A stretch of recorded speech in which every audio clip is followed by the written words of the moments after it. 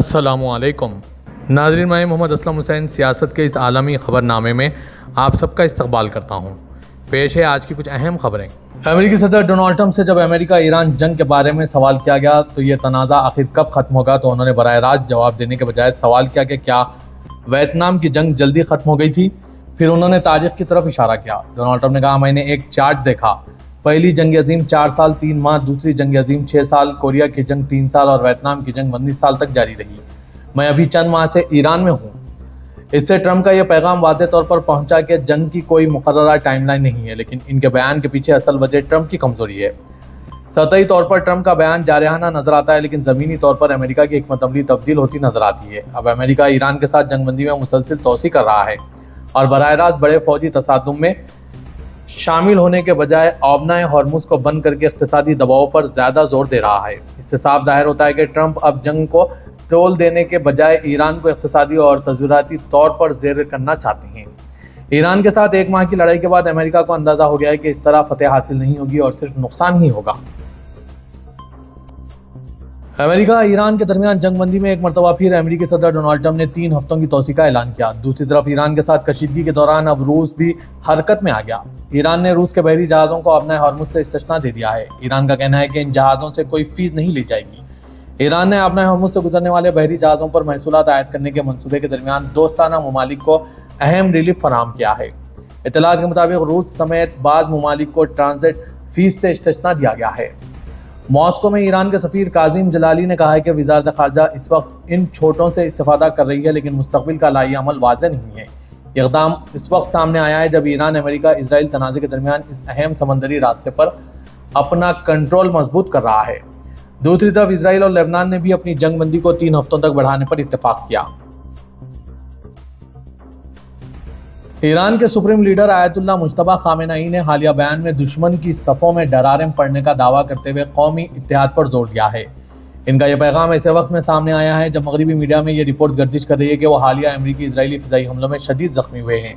اپنے پیغام میں خامنہ ای نے کہا کہ ایرانی عوام کے درمیان غیر معمولی اتحاد نے دشمنوں کو کمزور کیا ہے اور ملک کے اندرونی استحکام کو مزید مضبوط بنایا ہے۔ انہوں نے خبردار کیا کہ دشمن میڈیا عوام کے ذہنوں اور نفسیات کو نشانہ بنا کر قومی اتحاد اور سلامتی کو نقصان پہنچانے کی کوشش کر رہا ہے۔ مجتبی خامنہ ای نے عوام سے اپیل کی کہ وہ ہوشیار رہیں اور کسی بھی قسم کی غفلت سے دشمن کے مذموم عزائم کو کامیاب نہ ہونے دیں۔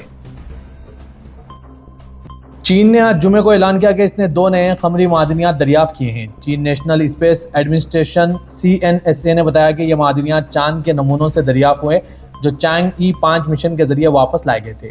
چانگ ای 5 مشن دسمبر 2020 میں زمین پر واپس آیا، جس میں اوشنز پروسیلارم چین کے پہلے چاند کے نمونے سے تقریباً 1731 گرام قمری نمونے واپس لائیں، جو کہ 44 سال میں زمین پر لائے جانے والے پہلی قمری نمونے بھی تھے۔ CNSA نے ان معدنیات کو میگنیزیو چینیجائسٹ اور چینیسائٹ کے طور پر شناخت کیا، جس سے چاند سے دریافت ہونے والے معدنیات کی مجموعی تعداد عالمی سطح پر 8 ہو گئی ہے۔ اس سے پہلے چینی خلابازوں نے 2022 میں اپنا پہلا چاندی معدنیات چینیسائٹ دریافت کیا تھا۔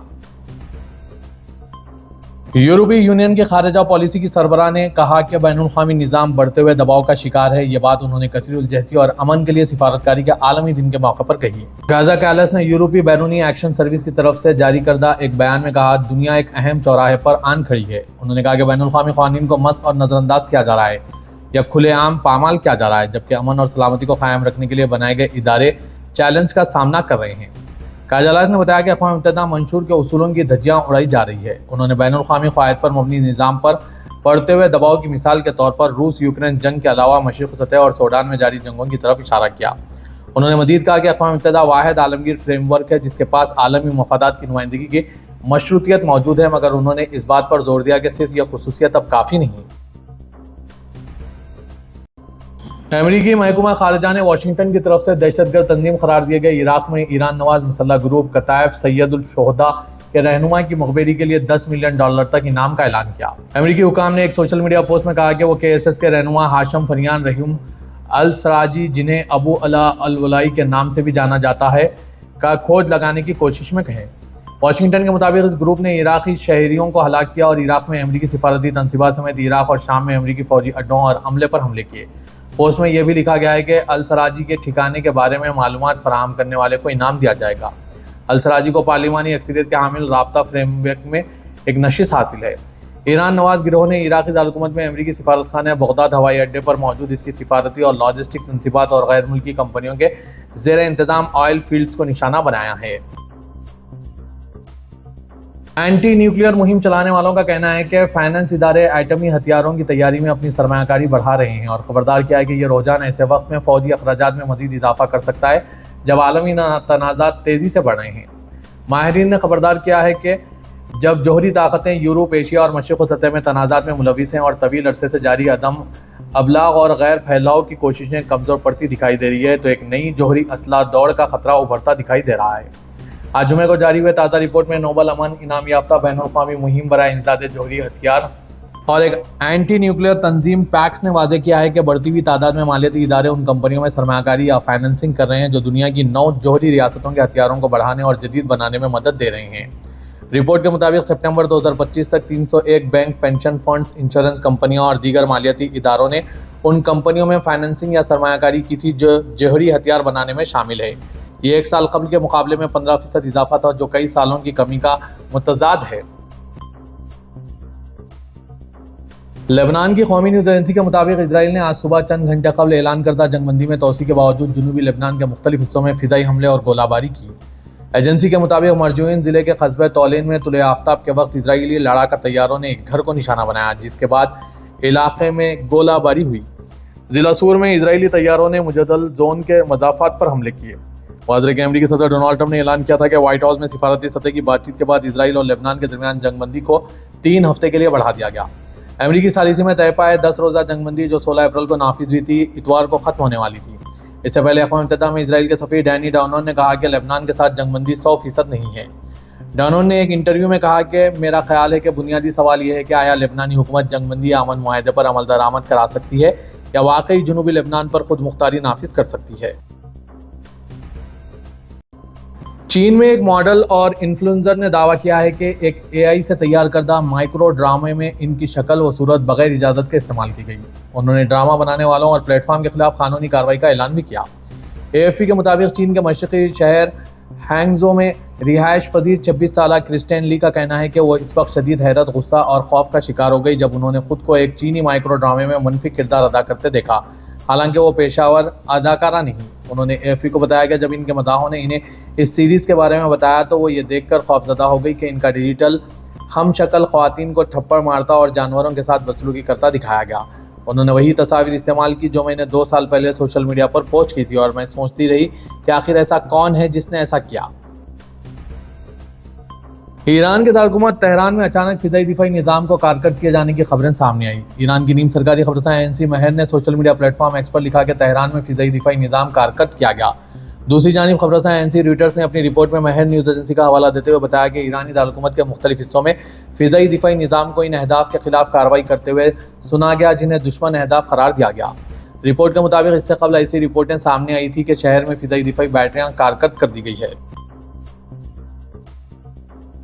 इजराइल ने अमेरिका की तरफ से इशारा मिलते ही ईरान पर दोबारा हमले शुरू करने और नए supreme leader Ayatollah Mustafa Khamenei को निशाना बनाने का ऐलान किया। टाइम्स ऑफ इजराइल की रिपोर्ट के मुताबिक इजरायली वज़ीर दिफा इजराइल कार्स ने एक सिक्योरिटी जायजे के लिए मुनक़िदा इजलास के दौरान कहा कि ईरान के खिलाफ दोबारा जंग शुरू करने के लिए इजराइल तैयार है। नए supreme leader Ayatollah Mustafa Khamenei और ईरानी तोनाई के मराकिज़ को निशाना बनाने के लिए अमेरिका की जानिब से ग्रीन सिग्नल का इंतजार है। इजराइल कार्स ने कहा कि इजरायली दिफाई अफवाज दिफा और हमले दोनों के लिए तैयार हैं और अहदाफ का तयन कर लिया गया।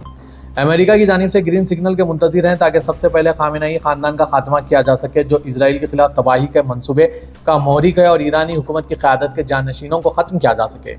इनका मज़ीद कहना था कि ईरान के मरकज़ी तोनाई और बिजली के मराकिज़ को उड़ाकर और कौमी मुआशी ढांचे को तबाह करके इसे तारीकी और पत्थर के दौर में वापस ढकेल दिया जाएगा।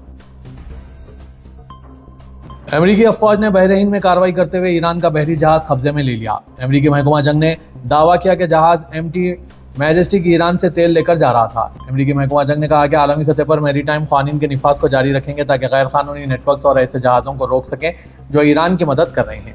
वाज़ेह कि इससे पहले अमरीकी फ़ौज ने पीर को ईरानी परचमबरदार बहरी जहाज़ MV टोस्का पर हमला करके इसे कब्जे में ले लिया था। सेंटकॉम की जानिब से जहाज़ पर कब्जे की वीडियो भी जारी की जा चुकी है। दूसरी जानिब ईरान ने भी गुज़श्ता रोज़ आपना हॉर्मुज़ में 2 बहरी जहाज़ों पर कब्जा करने की वीडियो जारी की है। کویت نے 2 ماہ کی بندش کے بعد کویت انٹرنیشنل ایئرپورٹ کے لیے اپنی فضائی حدود کو کھول دیا ہے، کیونکہ امریکہ و اسرائیل کی ایران کے ساتھ جنگ بندی برقرار رہتی ہوئی دکھائی دے رہی ہے۔ 28 فروری کو ایران پر امریکہ و اسرائیل کے ساتھ ہی خلیجی ممالک بھی ایرانی حملوں کی لپیٹ میں آ گئے تھے، اور اس وقت کویت بھی ان ممالک میں شامل تھا جنہوں نے فضائی حدود بند کر دی تھی، جس کا سلسلہ تقریباً 2 ماہ تک جاری رہا۔ عرب نیوز کے مطابق یہ اعلان جمعرات کی رات کیا گیا۔ کویت کے سرکاری نیوز ایجنسی کے مطابق ایویشن اتھارٹی کے سربراہ شیخ حمود مبارک حمود صبا کا کہنا ہے کہ فضائی حدود کا دوبارہ کھل جانا آنے والے دنوں میں ہوائی اڈے پر مکمل آپریشن کی تیاری اور ہوائی ٹریفک کو بتدریج شروع ہونے والے مرحلے وار منصوبے کا حصہ ہے۔ ان کا یہ بھی کہنا تھا کہ ایران کے حملوں کی وجہ سے ایئرپورٹ پر کچھ تنصیبات کو نقصان پہنچا تھا۔ اس بارے میں جائزہ مکمل کر لیا گیا اور ٹیکنیکی ٹیموں نے آلات اور بنیادی ڈھانچے کی دیکھ بھال و مرمت کے لیے کام شروع کر دیا ہے۔ مکہ ایجوکیشن اتھارٹی کے زیر اہتمام گزشتہ روز منعقد کیے گئے ورچوئل سیمینار میں 1000 سے زائد افراد نے حصہ لیا، جہاں ناسا کے حالیہ مون مشن میں سعودی عرب کے کردار کو اجاگر کیا گیا۔ سعودی پریس ایجنسی کے مطابق اس سیشن کا نام Saudi Arabia towards space contribution to the Artemis 2 mission تھا، جس میں فلکیات اور اسپیس سائنس کے ماہرین نے شرکت کی۔ شرکاء کنگ عبدالعزیز یونیورسٹی کے college of astronomy and space sciences faculty ممبران ڈاکٹر آیت سلیمان رحیلی اور ڈاکٹر سمیرہ حربی شامل تھے۔ سائنسدانوں نے انسانی خلائی پروازوں کی ترقی پر ایک تفصیلی پریزنٹیشن پیش کیا، اسپیس میں سفر کی تاریخ کا جائزہ لیا اور ناسا کے حالیہ آرٹیمس 2 مشن پر بات کی۔